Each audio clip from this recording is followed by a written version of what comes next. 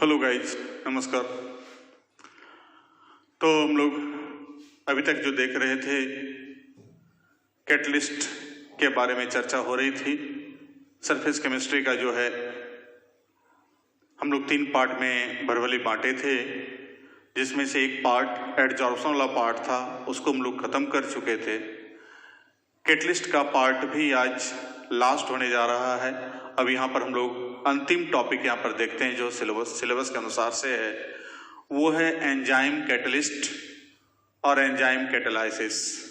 तो इस दोनों चीज को हम लोग यहाँ पर देख करके इससे रिलेटेड जो भी टॉपिक होगा उसको खत्म करके तो पूरे कैटलिस्ट का डिपार्टमेंट को हम लोग बंद करेंगे और तब फिर हम लोग चर्चा करेंगे आगे अगले पार्ट के बारे में। तो स्टार्ट करते हैं हम लोग एंजाइम कैटलिस्ट और एंजाइम कैटालाइसिस।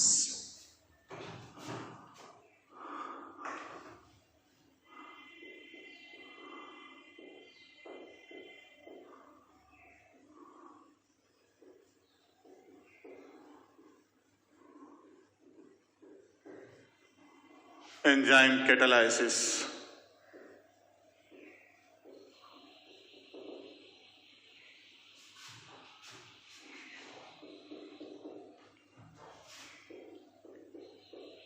एंजाइम उत्प्रेरक तथा एंजाइम उत्प्रेरण। एंजाइम उत्प्रेरक तथा एंजाइम उत्प्रेरक होता यहां पर क्या है कि जितना भी हम लोग रिएक्शन देख रहे हैं तो बहुत सारा रिएक्शन जो है हम लोग का ऐसा नहीं है कि जाकर के जो है कि सारा रिएक्शन केमिकल रिएक्शन ही केमिकल रिएक्शन तो कंप्लीट होगा ही, लेकिन केमिकल रिएक्शन में कभी कभी क्या होता है कि बायो भी घुस जाता है, जिसको हम लोग बोलते हैं बायोकेमिकल रिएक्शन। तो बहुत सारा बायोकेमिकल रिएक्शन जो कंप्लीट हो रहा है उसमें सजीवों की उपस्थिति में कंप्लीट हो रहा है। तो सजीवों की उपस्थिति में जब कंप्लीट हो कोई भी रिएक्शन, अर्थात ऑर्गेनिज्म जब इन्वॉल्व हो या उससे रिलेटेड कोई भी पदार्थ यदि इन्वॉल्व हो, तो वैसे रिएक्शन को हम लोग कहते हैं बायोकेमिकल रिएक्शन, जैव रासायनिक प्रतिक्रिया। तो उस जैव रासायनिक प्रतिक्रिया में ही बहुत जगह पर ऐसा देखने को मिला है कि कुछ कैटलिस्ट का यूज होता है जो उसी सजीव के द्वारा मुक्त किया जाता है। उस कैटलिस्ट को कहते हैं हम लोग एंजाइम कैटलिस्ट, और ये घटना कहलाता है एंजाइम कैटालाइसिस, जिसके दौरान रिएक्शन का रेट उसके उपस्थिति मात्र से चेंज होता है। जैसे हम लोग के पाचन तंत्र में हम लोग क्या देखते हैं, भोजन का जितना भी पार्टिकल्स है उसको जो डिकम्पोज किया जाता है, तोड़ा जाता है, विघटित किया जाता है, छोटे छोटे कणों में विघटित किया जाता है पाचन के दौरान, वो किसी न किसी एंजाइम के सहायता से होता है। तो वहां पर जाकर के जो भी, जैसे मान लें हम लोग भोजन चबाते हैं तो चबाने के बाद यहाँ पर जाकर के जो एंजाइम निकलता है, एमाइलेज, लाइपेज वगैरह सब एंजाइम निकलता है लार से। तो वो लार से जो निकल रहा है तो वो क्या कर रहा है, जाकर के कार्बोहाइड्रेट को पचा रहा है, वसा को पचा रहा है। फिर उसी प्रकार से जब स्टोमक जाएंगे, अर्थात आमाशय में जब भोजन पहुंचेगा पेट में यहाँ, तो वैसे कंडीशन में यहाँ पहुंचने के बाद वहाँ आमाशय में जो है क्या अलग एंजाइम निकलता है, पेप्सिन है या और भी कोई एंजाइम, ट्रिप्सिन वगैरह सब जो भी निकलता है आगे स्टोमक में जाकर के, छोटी आंत में, बड़ी आंत में, सब में जाकर के अलग अलग टाइप का एंजाइम निकलता है और वो अलग अलग पदार्थ को पचाने में मदद करता है। तो ये सारा एक जो एंजाइम है वो वहां पर वर्क किस रूप में कर रहा है, कैटलिस्ट के रूप में। तो उसी को यहां पर हम लोग देखते हैं, आगे बढ़ते हैं। कहता है विभिन्न जैव रासायनिक प्रतिक्रिया। तो जैव रासायनिक प्रतिक्रिया का मतलब समझ में आ गया कि जो सजीव की उपस्थिति में रासायनिक प्रतिक्रिया कंप्लीट हो।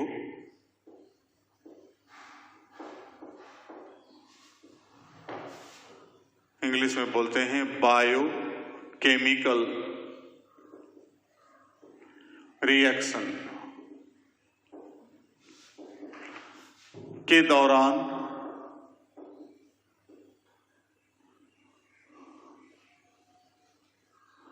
सूक्ष्म जीवों या हमारे शरीर या शारीरिक तंत्र के द्वारा कुछ एंजाइम मुक्त किए जाते हैं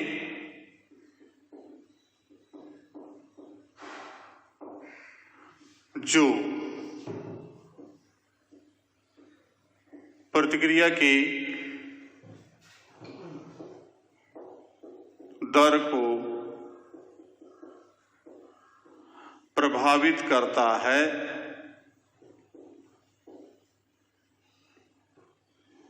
इस पदार्थ को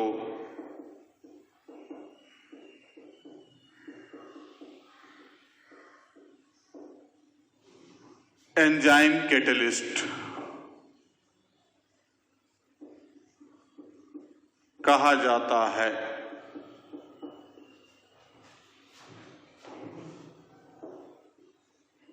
तथा इस घटना को एंजाइम कैटालिसिस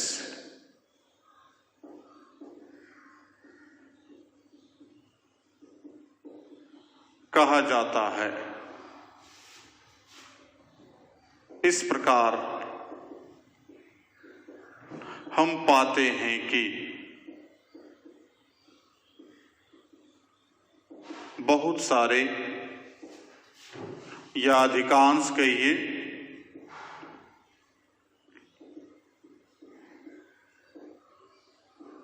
जैव रासायनिक प्रतिक्रिया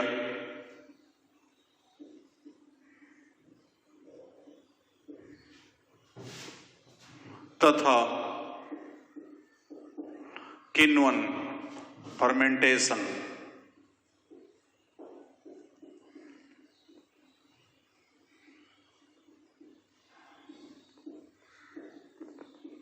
के दौरान एंजाइम उत्प्रेरक के तरह कार्य करते हैं।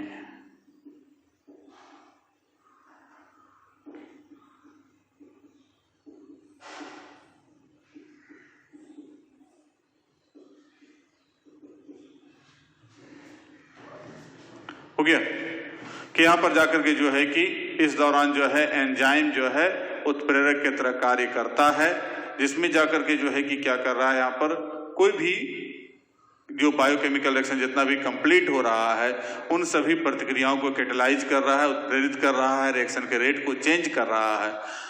चाहे वो पदार्थ कहां से मुक्त हो रहा है, तो सूक्ष्म जीव के द्वारा मुक्त हो रहा है या हमारे शारीरिक तंत्र के द्वारा, जो हम लोग के शरीर का जो सिस्टम है वहां पर बहुत सारा रिएक्शन कंप्लीट हो रहा है। उन सभी जगह पर जाकर के जो है वहां पर हमको एंजाइम रिलीज किया जा रहा है और वही एंजाइम रिएक्शन के रेट को चेंज करता है। इसलिए इसको कहा गया एंजाइम कैटलिस्ट और ये घटना कहलाया एंजाइम कैटालाइसिस। ठीक है, इसको लिखिए।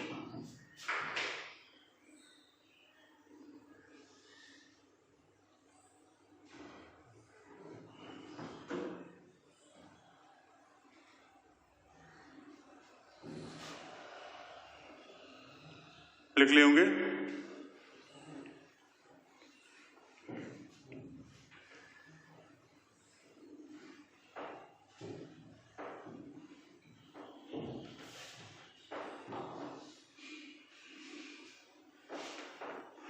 अब इसका जो है कि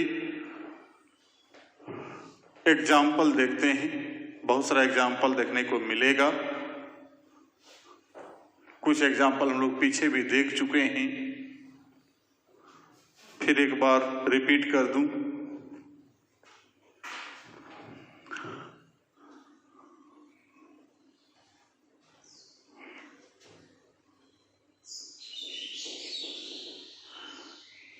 NH2 CONH2 यूरिया है प्लस H2O। अब यहां एंजाइम आ रहा है यूरिएज अब ये मुक्त कर रहा है अमोनिया गैस प्लस CO2। इसी प्रकार से C12H22O11 plus H2O, C6H12O6 plus C6H12O6, यहाँ बनेगा ग्लूकोज, यहाँ बनेगा भी ग्लूकोज। जब दोनों मोलिकुल ग्लूकोज बन रहा है तो इसका मतलब यहाँ पर है माल्टेज एंजाइम है और ये है माल्टोज। अब यही reaction C12H22O11 plus H2O, C6H12O6 plus C6H12O6, यहाँ बन रहा है ग्लूकोज और यहाँ बन रहा है फ्रुक्टोज। तो यहाँ जो एंजाइम काम करेगा सुक्रेज, तो सुक्रेज एंजाइम यहाँ पर वर्क करता है। क्यों? तो इसका यहाँ पर नाम है सुक्रोज। इसी प्रकार से C12H22O11 प्लस H2O, अब यहाँ पर हम लोग लेते हैं लैक्टेज एंजाइम। तो यहाँ भी C6H12O6 ये बना रहा है ग्लूकोज और ये बना रहा है गैलेक्टोज। तो यहाँ है ये लैक्टोज।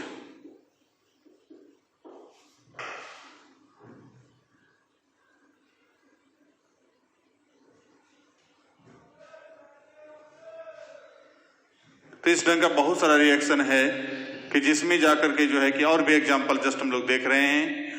तो ये सब एग्जाम्पल में यहाँ पर क्या आ रहा है, ये सारा जो एंजाइम है वो किसी न किसी सूक्ष्म जीव के द्वारा या नहीं तो यदि हमारे शरीर के अंदर कंप्लीट हो रहा है तो हमारे शरीर का जो सिस्टम है, पाचन तंत्र है या जो भी है, तो वहां पर जाकर के ये एंजाइम वहां पर रिलीज किया जाता है और जिससे ये ऐसा रिएक्शन कंप्लीट होता है।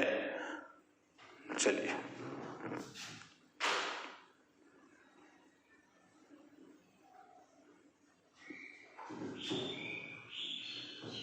हो गया।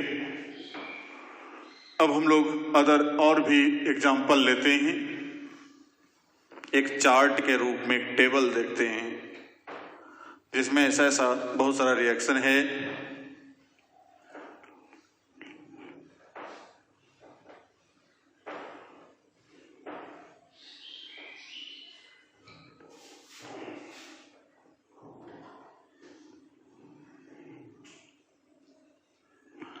Some examples of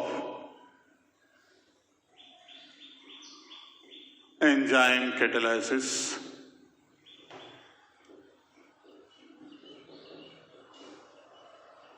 तो एक तरफ कॉलम बनाते हैं एंजाइम का, एक तरफ सोर्स जो स्रोत है कहां से निकल रहा है वो एंजाइम, और एंजाइमेटिक रिएक्शन क्या क्या कंप्लीट हो रहा है।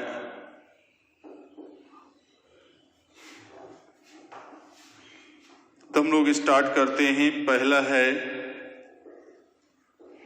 पेप्सिन।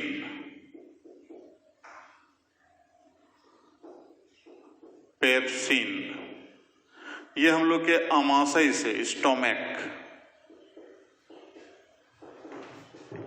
मुक्त हो रहा है और ये काम क्या करता है, तो प्रोटीन को चेंज करता है एमिनो एसिड के रूप में। हम लोग के पाचन तंत्र में जो भी प्रोटीन हम लोग खाते हैं, दाल वगैरह सब, सोयाबीन है, दाल है, जो भी खाते हैं, तो वो सारा चीज जो हम लोग खा रहे हैं तो वो एमिनो एसिड के रूप में चेंज हो रहा है। किसके द्वारा? पेप्सिन के द्वारा। दूसरा है ट्रिप्सिन,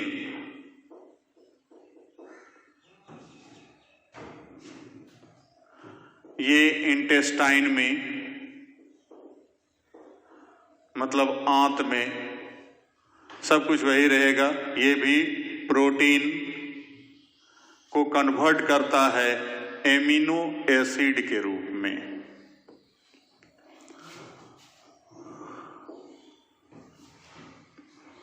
उसके बाद हम लोग देखते हैं जाइमेज कहां से प्राप्त होता है, तो ईस्ट से। और ये क्या करता है, ग्लूकोज को C2H5OH प्लस CO2 के रूप में कन्वर्ट करता है। उसी प्रकार से इन्वर्टेज, इसको भी ईस्ट, ये सुक्रोज को ग्लूकोज प्लस फ्रुक्टोज के रूप में कन्वर्ट करता है। उसी प्रकार से है माइकोडर्मा एसिटी, ये जो है विनेगर से प्राप्त होता है। और ये क्या करता है, इथाइल अल्कोहल को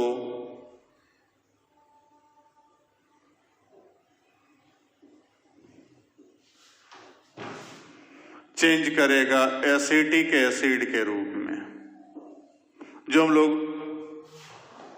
ऑर्गेनिक केमिस्ट्री में देखेंगे, जब हम लोग देखेंगे कार्बोक्सिलिक एसिड के बारे में, तो वहां पर एसिटिक एसिड बनाने का जो मेथड है इंडस्ट्रियल मेथड, तो उसमें जाके हमको विनेगर मेथड देखेंगे और उस विनेगर से हम लोग कैसे तैयार करते हैं, तो वहां पर चर्चा करेंगे माइकोडर्मा एसिटी का और ये सब कुछ का।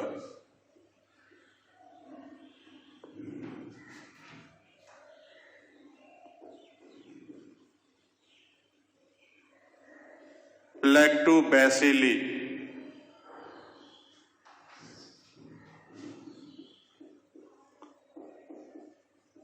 लैक्टोबैसिलस बैक्टीरिया है, उसके द्वारा ये जो है कि मिल्क को फर्मेंटेशन के द्वारा कर्ड में चेंज करता है। फर्मेंटेशन, किण्वन हो रहा है। उसी प्रकार से लाइपेज, ये सलाइवा लार से निकलता है और ये लिपिड अथवा फैट को ग्लिसरॉल प्लस फैटी एसिड के रूप में कन्वर्ट करता है। इसी प्रकार से और भी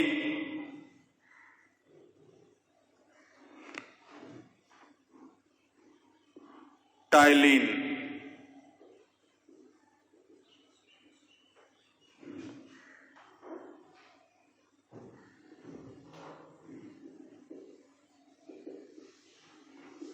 ये जाकर के जो है स्टार्च को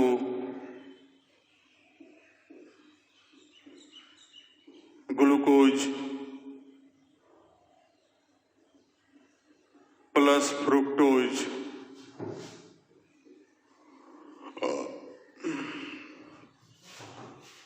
में चेंज करता है।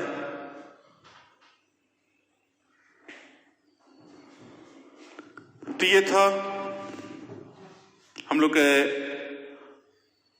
आसपास घटित होने वाले एंजाइमेटिक रिएक्शन, जिसमें कुछ एंजाइम कहां से प्राप्त हो रहा है, क्या सोर्स है और क्या कर रहा है, उसको हम लोग यहाँ पर एग्जाम्पल के रूप में देखे।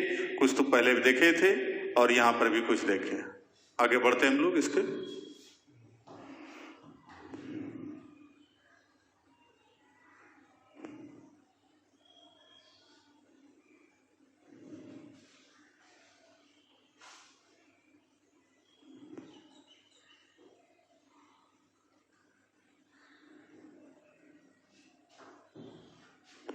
हो गया।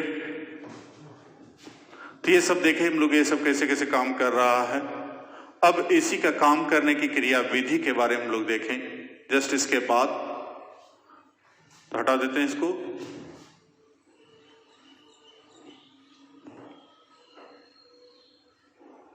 टाइलिन जो यहां पर लिखा हुआ था, तो टाइलिन को ही एमाइलेज भी बोलते हैं। कोई बायो वाले स्टूडेंट होंगे तो एमाइलेज का भी नाम सुने होंगे। तो वह एमाइलेज एंजाइम हम लोग के लार से निकलता है और वो कार्बोहाइड्रेट का पाचन करता है, जिसमें वह स्टार्च है।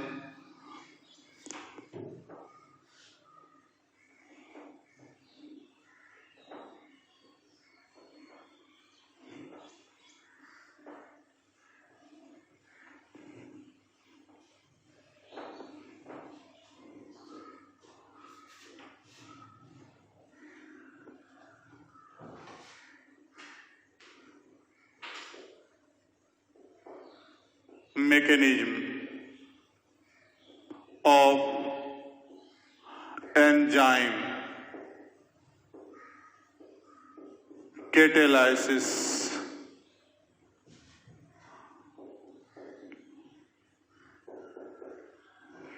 तो एंजाइम कैटालाइसिस का यहां पर जाकर जो है कि हम लोग देखते हैं क्या क्रिया विधि है, कैसे काम करता है। तो जस्ट लाइक हम लोग केमिकल काइनेटिक्स चैप्टर में देखे थे ट्रांजिशन स्टेट थ्योरी, संक्रमण अवस्था सिद्धांत। तो उसमें क्या देखे थे, रिएक्टेंट का मॉलिक्यूल आपस में रिएक्शन करके एक कॉम्प्लेक्स, जिसको हम लोग बोले थे इंटरमीडिएट या ट्रांजिशन स्टेट, तो उसी प्रकार यहां भी एक्टिवेटेड कॉम्प्लेक्स बनता है एंजाइम और रिएक्टेंट आपस में मिल करके, और तब जाकर के फिर आगे की प्रक्रिया का शुरुआत होती है। तो हम लोग यहाँ पर एक एक करके देखते हैं क्या क्या घटना घटित होता है।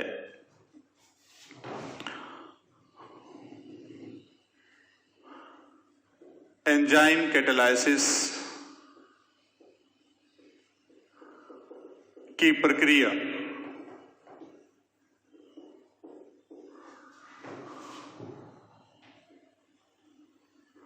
कई चरणों में संपन्न होते हैं,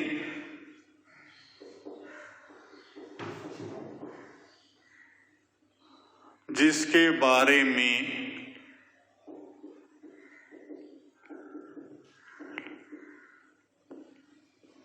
माइकेलिस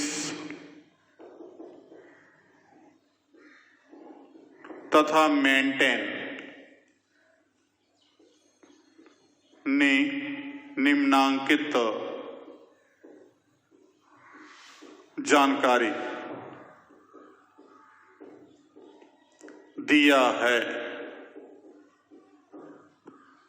अब क्या जानकारी दिया है उसको देखें।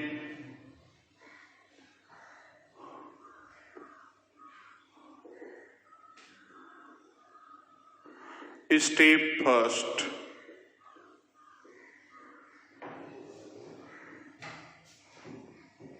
सर्वप्रथम एंजाइम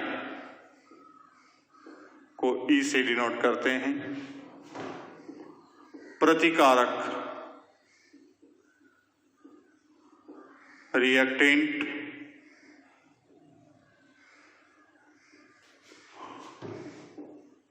और सबस्ट्रेट, तो किसी किसी किताब में आर से या एस के साथ मिलकर एक्टिवेटेड कॉम्प्लेक्स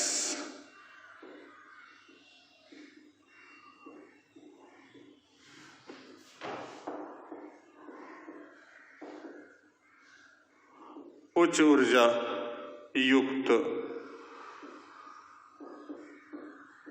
या मध्यवर्ती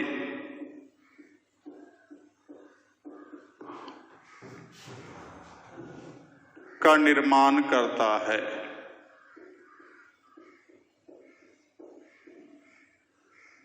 मतलब यहां पर E प्लस S।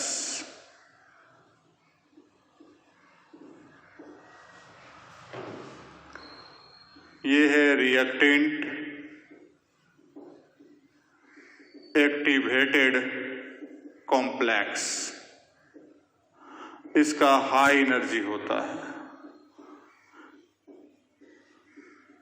मतलब एक्साइटेड स्टेट में प्रेजेंट है, उत्तेजित अवस्था में प्रेजेंट है। अब यहां पर स्टेप 2, ये ऑलरेडी जाकर के जो है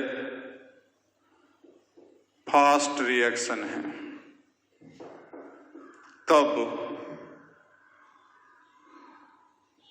प्राप्त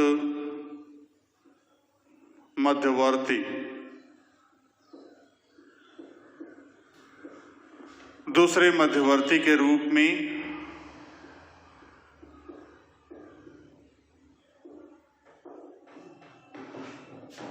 परिवर्तित होते हैं।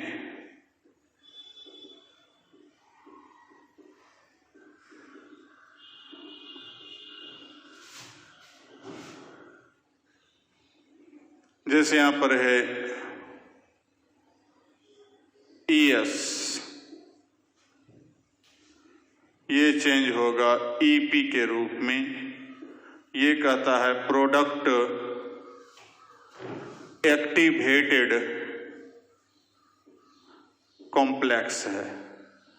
ये भी मध्यवर्ती है लेकिन इसमें प्रोडक्ट है, यहां रिएक्टेंट है। ये स्लो रिएक्शन है। और स्टेप 3, अंत में प्राप्त मध्यवर्ती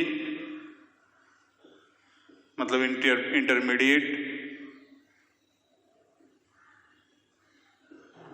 पुनः प्रतिफल के रूप में परिवर्तित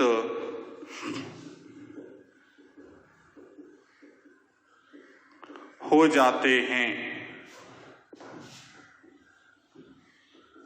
EP E प्लस P, तो ये प्रोडक्ट बनाया। यहां लो एनर्जी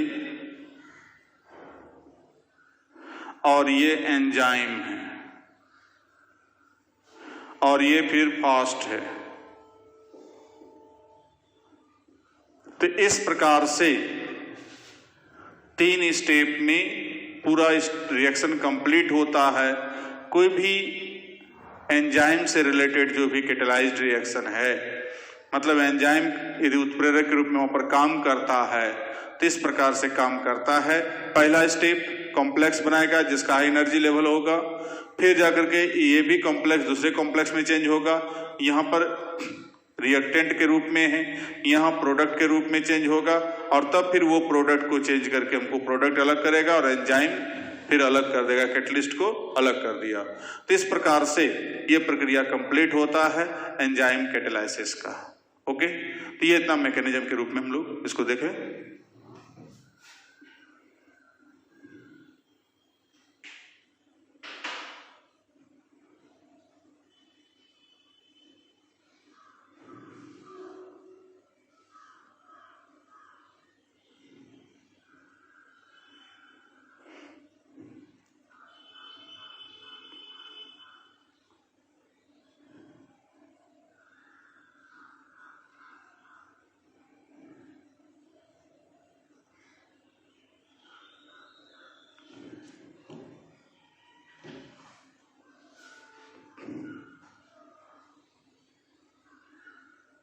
हो गया,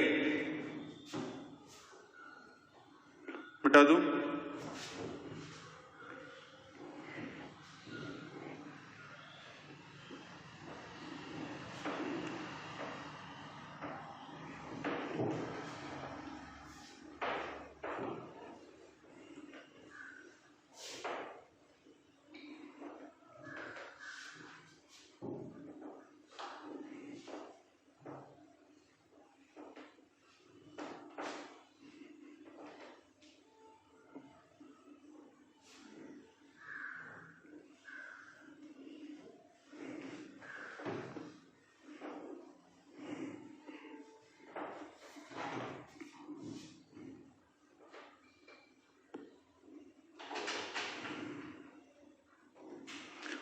इस प्रकार क्रियाविधि एंजाइम कैटालाइसिस की क्रियाविधि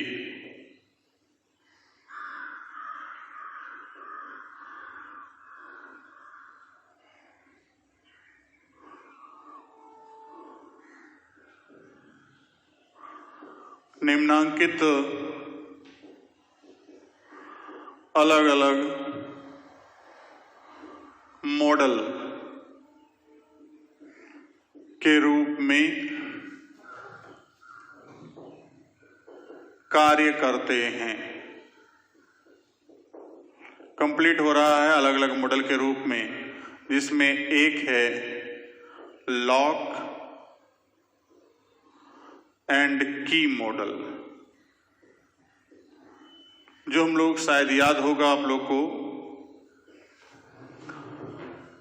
chemistry in everyday life chapter में देख रहे थे कि मेडिसिन जो है हम लोग के सिस्टम के अंतर्गत कैसे काम करता है।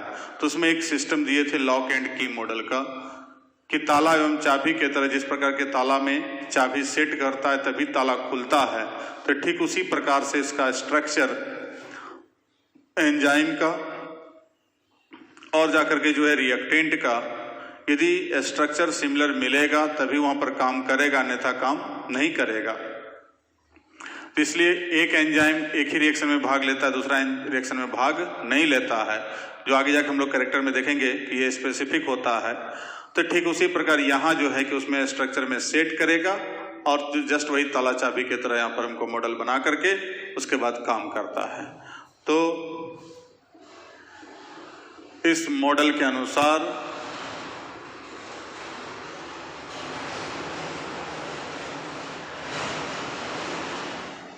एंजाइम तथा प्रतिकारक के अणु आपस में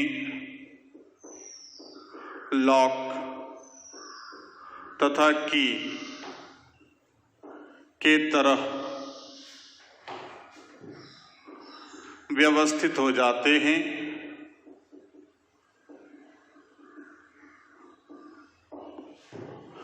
इसमें क्या है कि जैसे मान लीजिए यहां पर है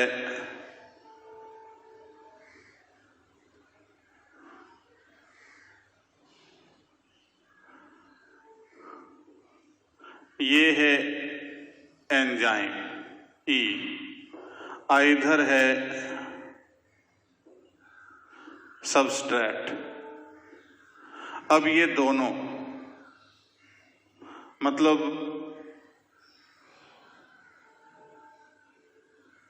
इसी में आकर के ये सटेगा,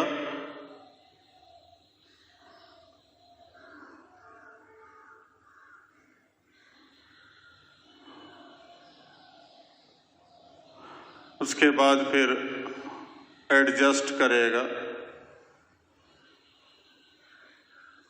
तो ये हो गया ES। अब फिर ये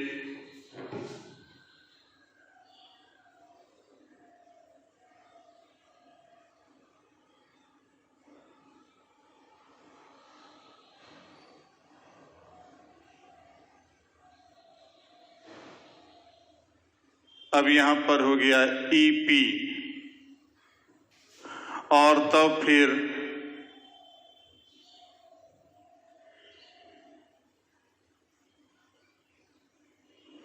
एंजाइम अलग हो गया और ये बन गया प्रोडक्ट। तो इस प्रकार से काम करता है एंजाइम सबस्ट्रेट ES कॉम्प्लेक्स। ये ES कॉम्प्लेक्स है, ये EP कॉम्प्लेक्स है, इधर एंजाइम और इधर प्रोडक्ट बन गया। तो ये ताला चाबी की तरह सेट करके उसके बाद अपना सेपरेट हो जाता है। जबकि दूसरा मॉडल है hand and gloves model.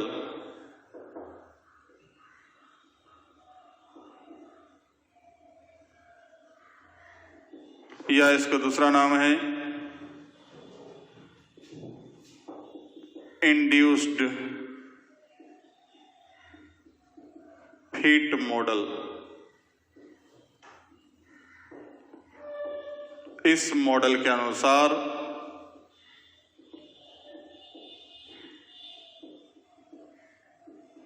Enzyme किसी प्रतिकारक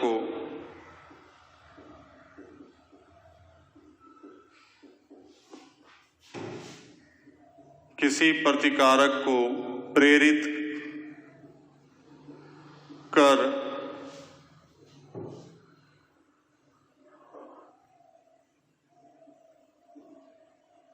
एक कॉम्प्लेक्स के रूप में मध्यवर्ती तैयार करता है, जिससे प्रोडक्ट अलग हो जाते हैं।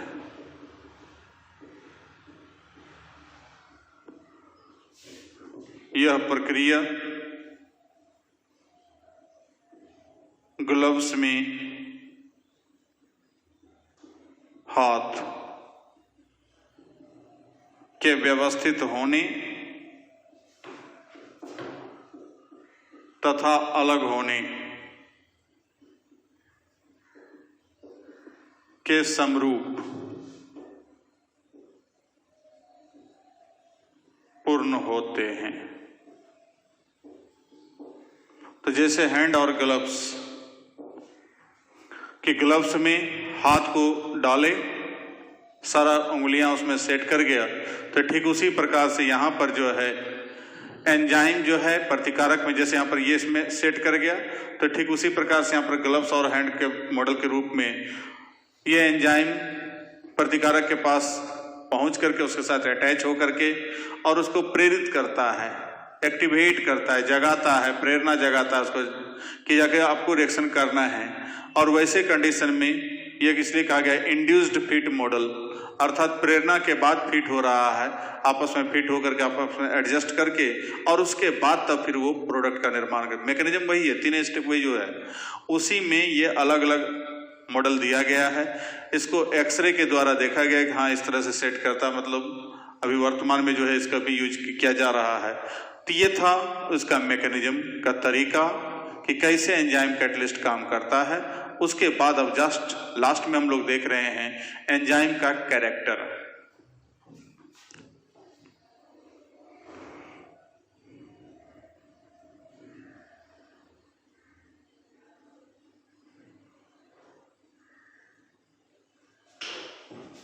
हो गया?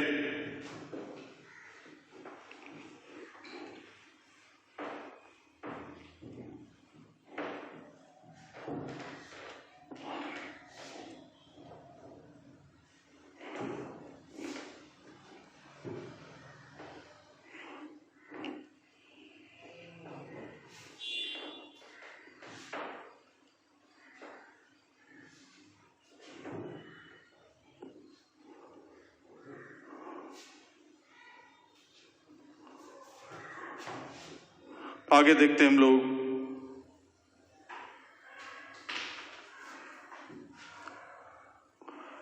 कैरेक्टर्स ऑफ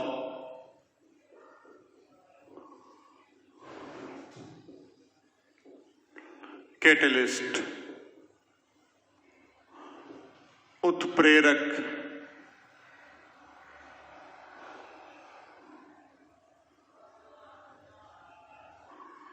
की विशेषताएं। तो जो चूंकि कैटलिस्ट का जो विशेषता है वो तो रहेगा ही। यहां पर एंजाइम का कुछ एंजाइम का यहां पर देना है।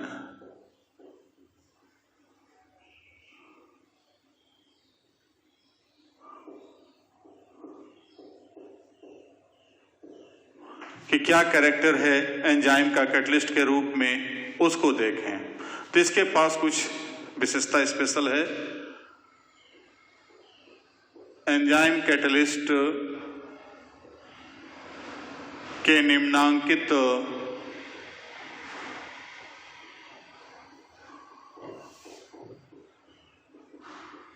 विशेषताएं पाए जाते हैं।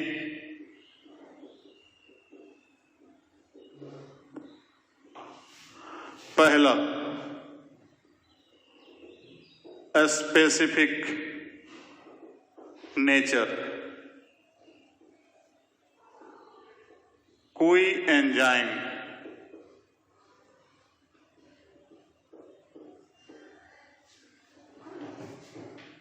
सभी प्रतिक्रियाओं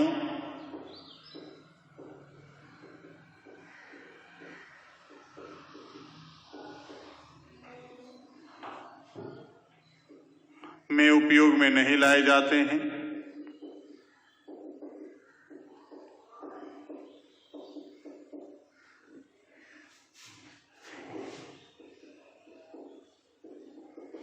जबकि एक ही प्रतिक्रिया के लिए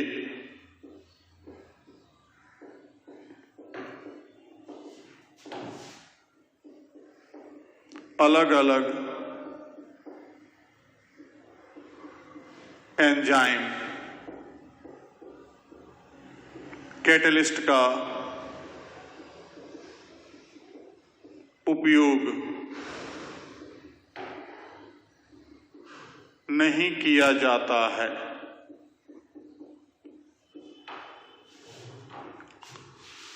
तो मतलब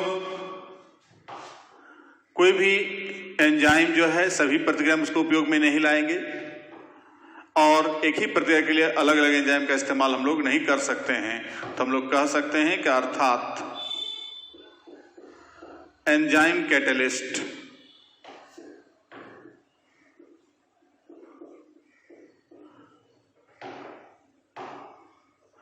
विशिष्ट मतलब स्पेसिफिक होते हैं। मतलब किसी स्पेशल प्रतिक्रिया के लिए स्पेशल कैटलिस्ट जैसे वहां पर बोले थे, तो उसी प्रकार से यहाँ पर स्पेशल प्रतिक्रिया के लिए स्पेशल एंजाइम का इस्तेमाल किया जाता है। सभी एंजाइम का सब रिएक्शन में एंजाइम हम लोग सभी रिएक्शन में हमको उसका यूज नहीं कर सकते हैं। दूसरा, टेम्परेचर।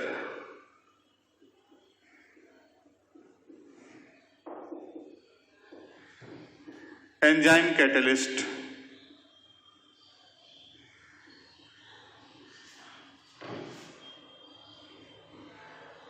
कम तापक्रम के साथ साथ अधिक तापक्रम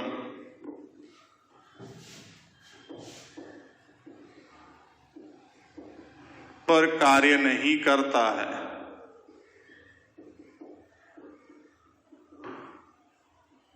अतः यह हमेशा औसत तापक्रम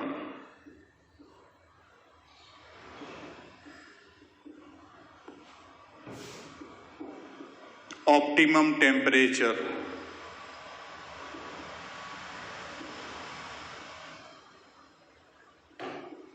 पर कार्य करता है। सामान्यतः एंजाइम 20 डिग्री सेंटीग्रेड से 40 डिग्री सेंटीग्रेड तक ज्यादा सक्रिय रहते हैं।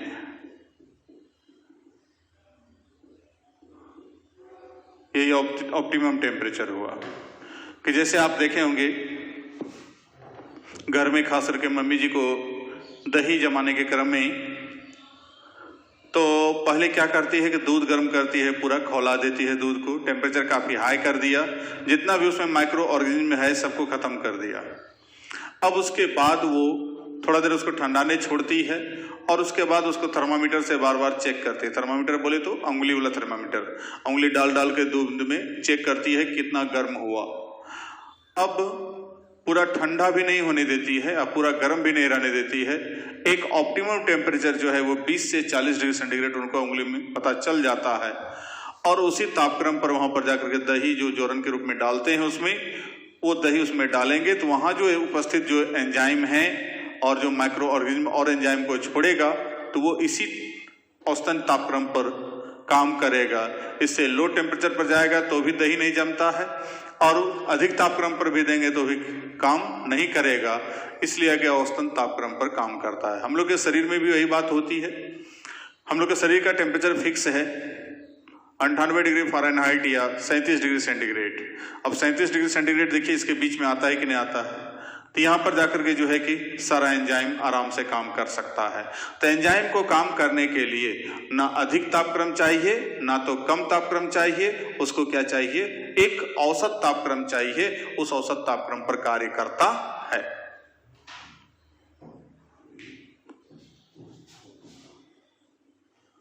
और देखते हैं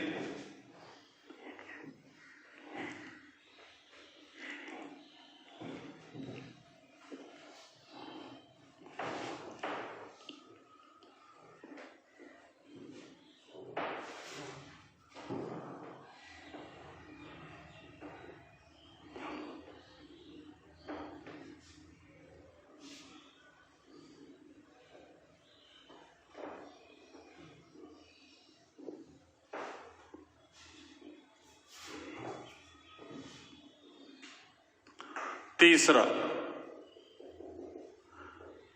पीएच वैल्यू।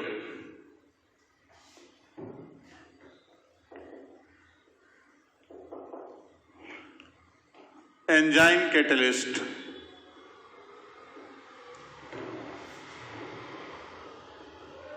के कार्य करने के लिए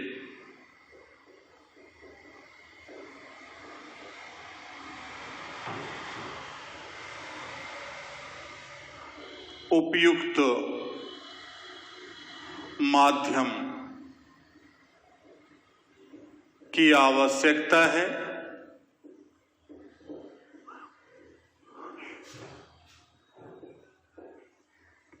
जो उस माध्यम के पीएच मान पर निर्भर करता है।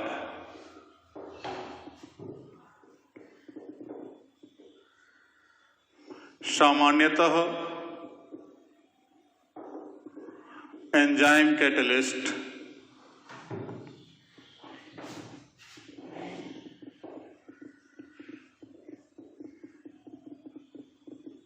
के लिए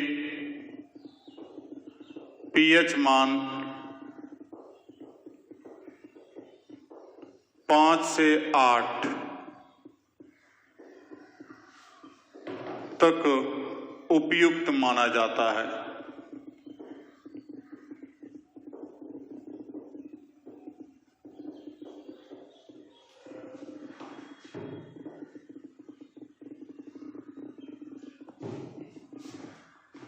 हमारे शरीर में ब्लड का पीएच 7.4 होता है। इसके अलावा भी हम लोग के शरीर में जो है अलग अलग जगह पर, कि जैसे मान लीजिए लार है तो लार का पीएच जो है 7 से थोड़ा अधिक होता है। वहां पर जाके एमाइलेज और लाइपेज एंजाइम निकलता है, वो काम करता है। फिर आमाशय है, उसमें 7 से थोड़ा कम होता है पीएच का मान, क्योंकि वहां पे HCl प्रेजेंट है, जिसके परिणाम स्वरूप वहां पर जो एंजाइम है वो उस पीएच वैल्यू के साथ काम करता है। तो ये जाकर के जो है कि इस प्रकार से हम लोग के शरीर में जो है कि अलग अलग जगह पर अलग अलग पीएच वैल्यू के साथ कोई भी एंजाइम कार्य करता है।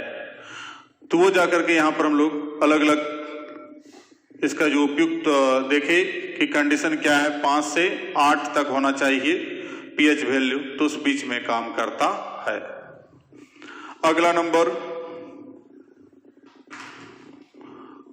चौथा, एक्टिवेटर। और कोएंजाइम।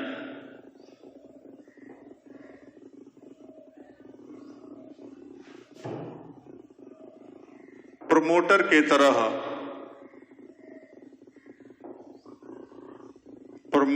तरह एंजाइम कैटलिस्ट को एक्टिव करने वाले पदार्थ की आवश्यकता होती है,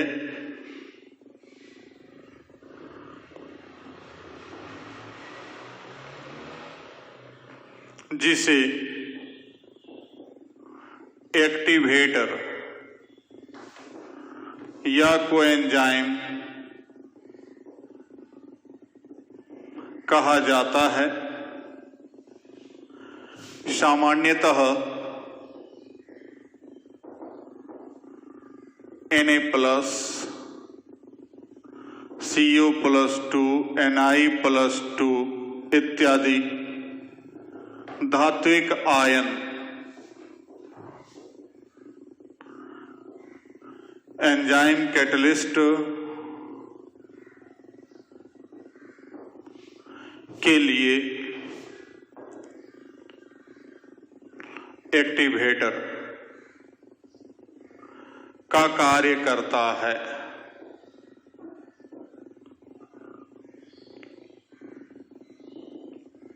ठीक है, कि जिस प्रकार से हम लोग वहां पर देखे थे कि प्रमोटर का जरूरत पड़ता है कुछ कैटलिस्ट को जगाने के लिए, कैटलिस्ट को एक्टिवेट करने के लिए, ठीक उसी प्रकार से उसी प्रमोटर का यहाँ पर नाम है एक्टिवेटर या कोएंजाइम।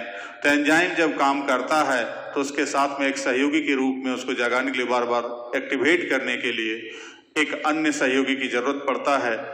तो ये सब धात्विक आयन यदि हमारे शरीर में प्रेजेंट है तो वहां पर एंजाइम को क्या करता है, ये एक्टिवेट करता है, जगाता है। इनहिबिटर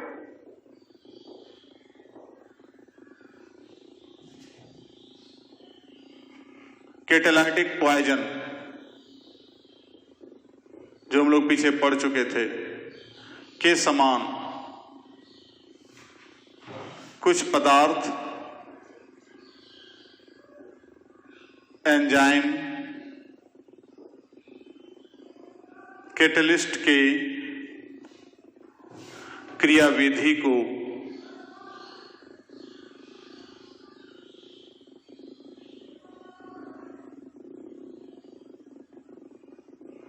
बाधित करता है, उसे इनहिबिटर कहा जाता है। सामान्यतः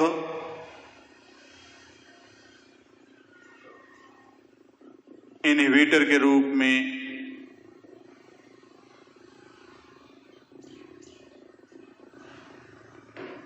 Ag+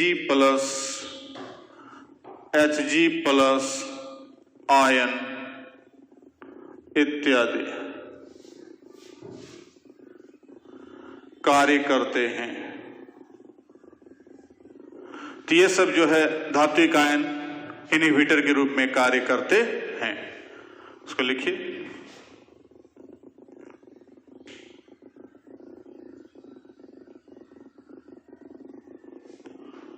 हो गया। तो इस प्रकार से हम लोग यहां पर देखें इसका कैरेक्टर के बारे में कि कौन कौन सा स्पेशल कैरेक्टर है। तो कुछ विशेष कैरेक्टर के बारे में यहां पर हमको दिखलाई पड़ा। तो ये था आपका मैंने जो पहले बोले थे, ये मैंने कैटलिस्ट का डिपार्टमेंट यहां पर समाप्त हो रहा है। अब अगले क्लास में हम लोग मिलेंगे कोलॉइडल सॉल्यूशन के साथ। तब तक के लिए धन्यवाद।